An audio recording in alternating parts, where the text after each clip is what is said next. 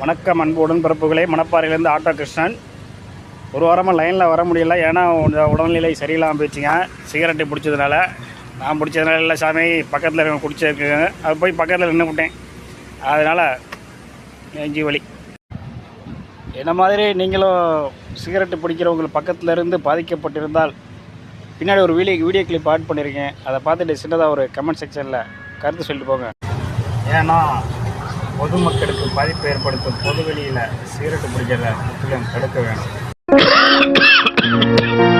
நம்ம ஊருக்கு என்னதான் ஆச்சு? சாம்பர் மேடுகளும் சூழும் புகை மண்டலமும்.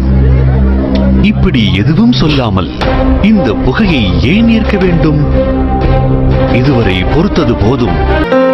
எல்லோருக்கும் சந்தோஷம் வேண்டும். ஆனால் எந்த விதத்தில் பொது இடங்களில் புகைப்பிடிப்பது குற்றம்?